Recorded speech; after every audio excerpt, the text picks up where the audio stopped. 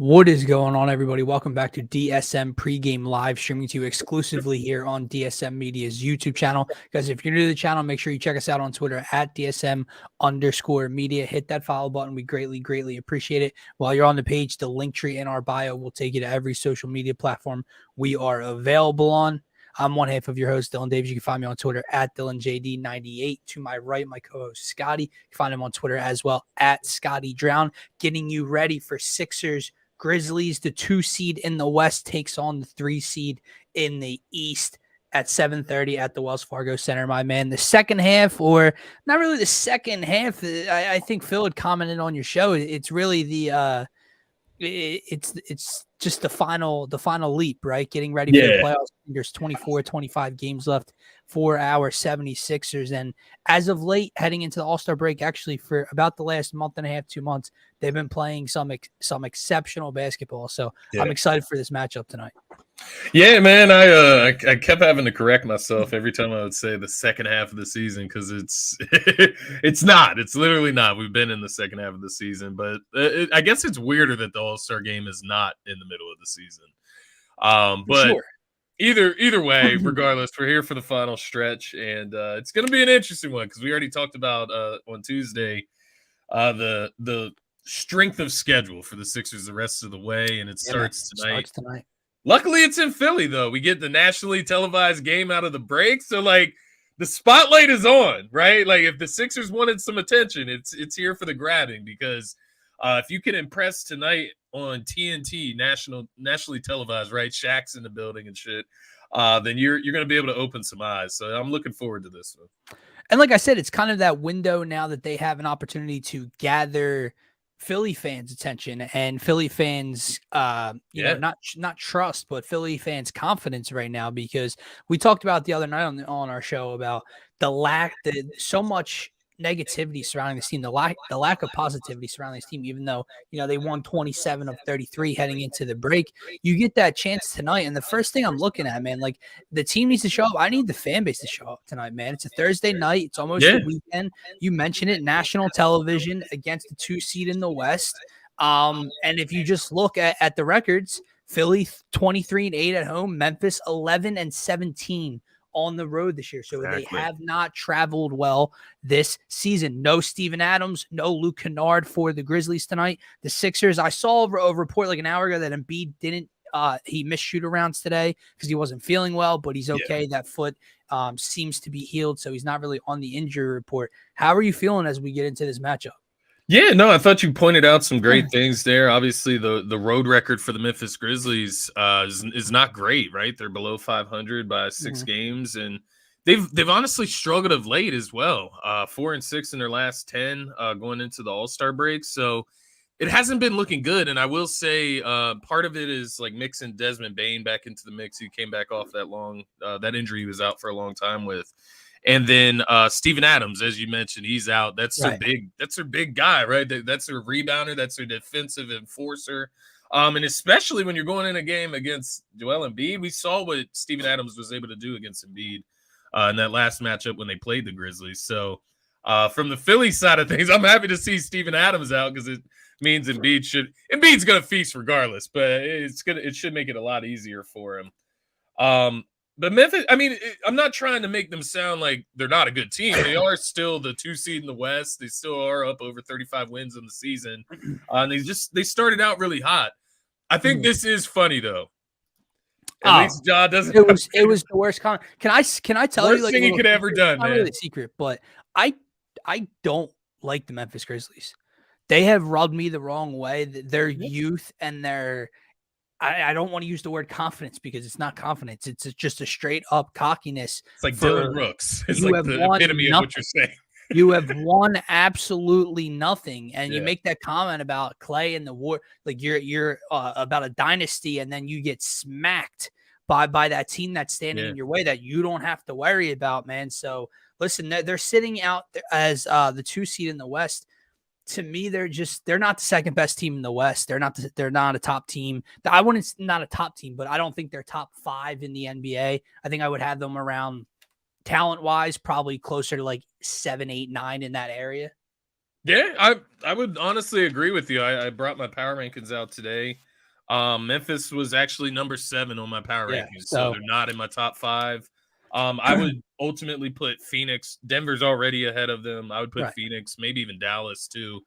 See what they look like with Kyrie. You can argue the Clippers with a healthy Paul George in a playoff series. So now they there's Russell Westbrook on the Clippers. Like, I'm not like a huge Westbrook fan, but like I think he might be better than John Wall at least. But the Grizzlies. The thing with the Grizzlies for me, Dylan, I want to like them, but I don't. I love his comment again right here. I liked them at first. I didn't love them at first, but I liked them at first. Yeah. Got cocky without any merit. You've won nothing. You've accomplished this.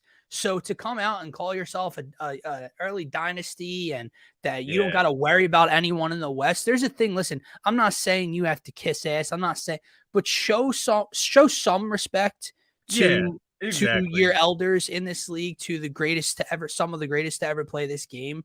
So when you have Steph Curry in front of you, and now you obviously made those comments before Kevin Durant was out west, like don't make stupid comments like that. Like, well, it still affects Kevin Durant because he still disrespected the entire Eastern Conference as well, aside from the Celtics. So that's true. Like he went on full disrespect mode, and like you said, there's just no merit to it. Right. Then you had the whole Shannon Sharp thing, and Shannon took responsibility for it and shouldn't have done it. But like the whole team's fighting with Shannon Sharp courtside because it started with Dylan Brooks. Weird energy. Whatever. Weird energy. Very weird, man. But let's get into this one, how the Sixers can come away with a W and kind of get everybody trending in that positive direction. Yeah. Basketball, as you know, man, it's a game of runs. And how do you stop this Memphis team from running? They're 3rd in pace in the association. The Sixers are 26th. Now, that has picked up over the last couple of months, but the Sixers, obviously, when you have a 7'2" center who likes to, and James Harden, who like to play in that half-court set and let that shot clock dwindle down a bit. Memphis does not. Memphis wants to get out. Memphis wants to get in the paint. Memphis wants to be in transition. How can the Sixers kind of slow that down tonight for you? Yeah, I think it starts with just playing with energy. Like the main thing for me with the Sixers tonight, let's go ahead and just get it out. Rebounding. Right. Get it out the way. Like that's common denominator every game. That's part of it. But yeah, it starts with energy, coming out here tonight, wanting to win this game, knowing you need to come out and start strong because, as we've discussed, this is going to be a tough stretch, this next 25 games for the Sixers. They have from what I understand, a tweet I saw, they have the strongest strength. They're the number 1 strength of schedule throughout the rest of the way. So they're going to have some tough matchups. It starts here. You have this one at home. You need to bring that energy tonight. You need to be locked in. You had that time off in between there. Obviously, Embiid was the only one at All-Star Weekend, aside from Mac McClung, who stole the show. But you had time there to kind of gather together and figure out what's wrong with the team. Like, obviously, they're the 3 seed in the East right now. There's not that much wrong, per se. Right. But what is wrong? They're one of the worst rebounding teams in the league. I think you sit down with your guys that you know can rebound well, like Harden, like D'Anthony Melton, Tobias Harris. Guys, you have to hit the boards, right? Like, and it doesn't stop with them; it's the whole team. But that's where it starts for me. Not letting Memphis get out on the break. We know what Ja can do when he gets up in the air. He's one of those players where it doesn't matter what arena he's in. When he goes up in the air, you're going to hear the oohs and ahs. Yeah. So it's best that we just avoid that. Yeah. So that's my main thing. Once they get up on that fast break and start getting energy flowing and hitting shots now, dunking the ball. We cannot let that go on in our building, though. Rebounding on your offensive end is big as well for second opportunities, but Memphis is second in the association in offensive rebounds per game. They average almost 13 off. Now, again, with no Steven Adams, we'll see how that plays out. So, looking at the backup center position, obviously, I know the Sixers still struggle on the glass, even with Joel on the floor at times. But looking at the backup center position, I don't know if you caught Daryl Morey's comment yesterday or 2 days ago when asked on a podcast about kind of what he's looking for going forward and the backup center position if they fulfilled that need.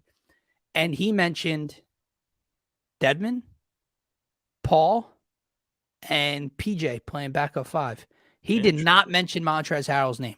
Now, maybe he just forgot somehow, but someone had quote tweeted and was like, it seems like Daryl Morey is finished with the Montrezl Harrell experiment as well. So I'm interested to see how Doc comes out tonight, who the first one off the bench is.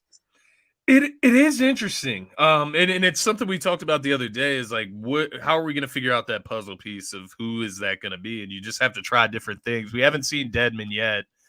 I'm not 100% sure that I want to, but I think we have to in a sense. But the funny thing about that interview, and I didn't see that part. I did see a different clip where he was talking about the 2-man game, the pick and roll with Embiid and Harden. Right. And that led me to believe, like, what is up with the disconnect there? Because I agree, like, you should just run that every time down the stretch and see what you get out of it. But, like, why doesn't Doc Rivers think that way? And why is that disconnect? Why is he having to come out and say that on a podcast rather than saying that to Doc Rivers to administer? But, yeah, it's going to be interesting. I think right now, just based off the field, I'd probably go with Paul Reed. But the matchup, I'm trying to think, who else does Memphis have? Who's going to be starting at center for them tonight? So you got Steven Adams, you got Jaren Jackson Jr. They could start him at center. Brandon Clark, they could start him. So it's going to be somebody undersized for the most part. So, yeah, I think I would probably roll with Paul Reed, bring the energy. But maybe tonight is a night if you have moved on from Dwayne Dedmon, you try out, or if you've moved on from Montrezl Harrell, you try out Dedmon if he's ready to go tonight. It's a possibility, man. But that's the worst part of the team, though, honestly. Backup center. That's the worst situation of this team. So we have rebounding. It's a clear one, and defending on the defensive glass, not giving second chance opportunities, and also not allowing Memphis to play with that high pace. That we know they like to do and that they're great at in this league. But one of my other keys is 3-point shooting. Because as you mentioned to me on the stream the other night, the Sixers, while their percentage is high, they do not attempt. They are not a high volume 3-point shooting team across this league. Well, guess what, man? They shoot a little bit more from three than Memphis does. So winning that battle from beyond the arc is big for me tonight, because there's not many times you're going to see the Sixers making a ton more threes than their opponent. Maybe tonight, unless you get a hot Desmond Bane or Dylan Brooks somehow from deep, the Sixers can exploit that. Yeah, no, I like that point. Just to carry it on from our show the other day, they need to shoot more threes in general, but in this case, in this case, yes, when you already have an advantage, you got to take advantage of that opportunity. So you look around the Memphis team, who are their shooters? It's Desmond Bane, and then who? Luke Kennard, but he's not playing tonight. Jaren Jackson can stroke it a little bit. Ja's not a great shooter. Dylan Brooks, not a great shooter. So, yeah, I think it falls in line with my second key to victory as well, which is kind of in the same sense, starting fast. And I want them to get off to a great start, feed off that energy of the home crowd tonight.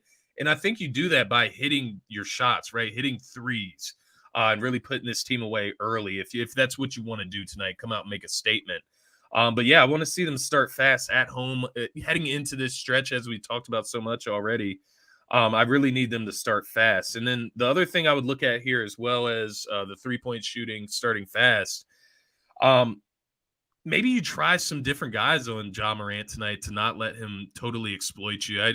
An idea that came to mind, I mean, Jalen McDaniels, I know he's not going to see a ton of minutes. Maybe throw him out there from time to time and just see what happens and see what you can do with these different variations of lineups. I do think that's an interesting part, though. Jalen McDaniels, it kind of gives you leeway to do like a small ball PJ Tucker center type of lineup, right? Because now you can put – you don't have Matisse Thybulle, which is just such a big-ass question mark now. Jalen McDaniels, while he might not have the upside, I think he does have the upside of Thybulle, but maybe he doesn't. He at least gives you something consistently where you know you can stick him in that 3-hole. Right, you know what you're getting. 100%. Yeah. Another guy I'm looking at tonight, man, PJ Tucker, and for a very specific reason, as you and I discussed the other night. I know the fan base, a majority of the fan base is down and already out in year one, half of the year one of 3 years with PJ Tucker. And don't get me wrong, there's times I want to pull my hair out and I have no idea what he's doing. Misses like a layup or. But goddamn, he has shown up against elevated competition this year. Yeah. I'm interested to see how he looks not only tonight but over the stretch. But I want to see how he starts tonight in front of the home crowd. If they need a big shot down late from the corner, if they need a defensive stand, can he be the guy they can lean on down the stretch? I think that's a great point. Because he just brings like that extra energy. It's what we talked about against teams like this, the Right. Memphis Grizzlies that get really gritty, right? The Miami Heat that get really gritty, good defensive teams, good rebounding teams. This is where PJ Tucker can have his effect, and it's not going to show up in the box score every time, like you said. But just those few difference making plays, like tapping a ball out for a rebound or falling on the floor to tap the ball to Harden, to pass this, whatever the case may be, hustle creating plays. for others in dirty ways, like not creating. That's a great way to put it. A playmaker, but creating for others, like you said, like a tip deflected ball, diving when a ball's gone out of bounds and throwing it up floor for transition, something like that. And then even on another stance, we talked about the way he guarded Donovan Mitchell on a switch the other night.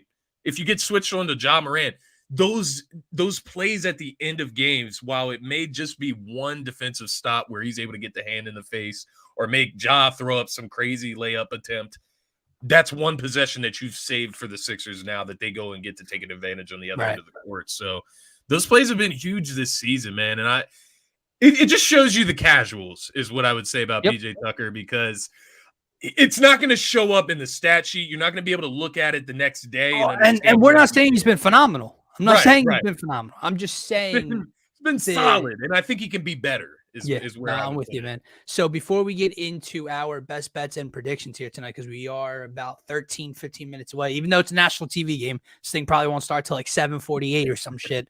But do you have any other keys to victory or matchups you're looking at tonight?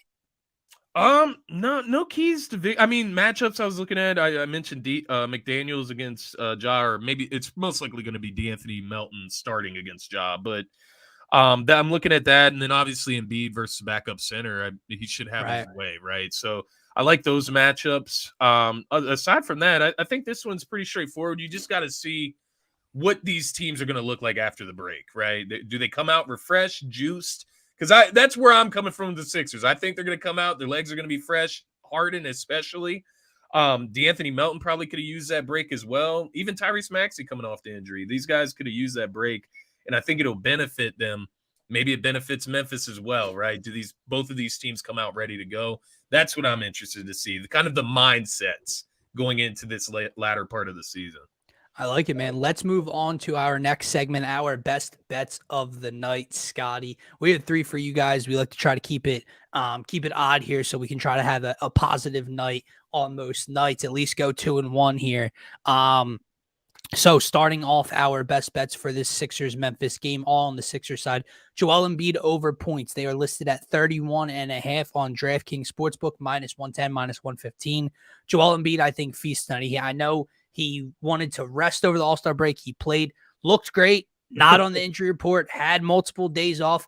I think he comes out tonight on TNT, as you mentioned, on that big stage against the number 2 seed in the West. We saw how personally he took the matchup with Jokic. Now obviously that's because of the player and the MVP candidacies. Yeah. But I think he takes all of these nationally televised, star-studded matchups personal. I think he shows out tonight. Joel Embiid over 31.5 total points. Second guy with points. We going points or threes here? We'll go threes. We'll take the Mountain over 1.5 made threes. His points are 8.5. I like the over there as well, but to be a little safer, his former team, I like the Anthony Melton out of the break to hit at least 2 threes tonight. Yep. He's shooting around 40% on the season. He should have multiple opportunities tonight via James Harden and Joel Embiid. Lastly, James Harden rebounds. They are set at 6.5. So it's 6.5 on FanDuel. It might be different on DraftKings. Okay. So on FanDuel Sportsbook, James Harden over 6.5 rebounds. Fresh legs, as Scotty mentioned, was not an all-star somehow. Had this past week off, or almost a week off. James Harden getting involved on the glass. No Steven Adams. We mentioned the rebounding numbers. The Sixers are going to have to team rebound. James Harden will do that tonight. Yep. I love all the plays here. You mentioned Embiid. I mean, he averages 32, 33 points in the season. I mean, he can do that in his sleep. I think like we look at this latter part of the season, I think if Embiid comes into this with the mindset that I think he's going to, he's looking at it like this, and it's about finishing the season strong. I feel like these last 2 seasons where he's been in that MVP combo, it's been like towards the middle of the season where he's really peaking. Maybe, just maybe, he tries to peak later in the season as we start to head into the playoffs to get us on the right note. So that's what I'm looking for from Embiid. That's why I love the over and the points there, because I just think he's going to be on his game. I think he's going to be very efficient as well. James Harden over 6.5 boards, like you said, it's more of a mindset, if nothing else, of going and attacking the boards as a guard, and I think he can put his hard hat on tonight. The Embiid point is interesting too, because with no Steven Adams, right? No big-bodied, physical center presence down there. Not that he can stop Joel Embiid by any stretch, but just having to bang down low all night. You either have a little bit shorter, a little undersized Jaren Jackson Jr. who can play at the 5, or you're going to have Brandon Clark, as you said, skinny, not really going to affect another Embiid. Undersized. Not going to match Embiid's physicality down low tonight. So exactly, I do love the points the best, man. All right, before we wrap up here tonight, give me your thoughts and predictions on this game, as well as your player of the game. Yes, sir. So thoughts on this game. I think this has to be a win for the Sixers, man. It's not like a must-win. There's no must-win regular season games, right? But it's just a game I would really expect the Sixers to win coming out of the break and getting off on the right foot. I think that's the biggest thing for me. Starting this last stretch on the right foot.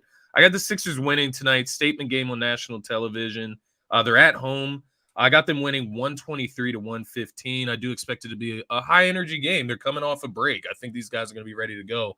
There is the other side of that where they could be rusty. So it could turn out like that, maybe a lower-scoring game. I'm going with the energy. I'm going with the high-scoring game. And I'm going with Harden with the fresh legs. I think you could go Embiid route. You could go a couple different routes.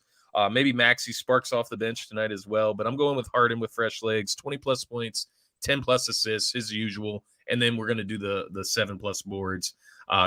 Borderline triple-double tonight, I'm expecting from Harden bringing it. I love it. I like the Sixers to win tonight as well. I think the spread tells you that story. I think the road and home splits tell you that story. I'm going with the Sixers to win. I think Joel Embiid has himself a hell of a night. Love the Harden pick. I think Embiid is going to be ultimately, from a scoring perspective, the most dominant player on the floor. However, just to be fun, to be a little different, I'm going to go with DeAnthony Melton as my player of the game, because I think he gets first hack at Ja Morant. And if he can somewhat slow down Ja, the Sixers will have a much better opportunity to come away with a win in this one, although it's going to be interesting no matter what. Against his old team. Yes, sir. That is going to wrap up this edition of DSM Pregame Live. We're just under 10 minutes till tip-off at the Wells Fargo Center. Guys, if you haven't already, make sure you check us out on Twitter at DSM_media. Check the link tree out in our bio to take you to every social media platform we are available on. If you guys want to be interactive throughout any of the shows, or check any of our great pregame shows out like this one, they are exclusively on DSM Media's YouTube channel. So subscribe, turn on notifications to notify you whenever we hit that live button, and join the conversation. For myself, for Scotty, for DSM, have a great rest of your night. Go Sixes.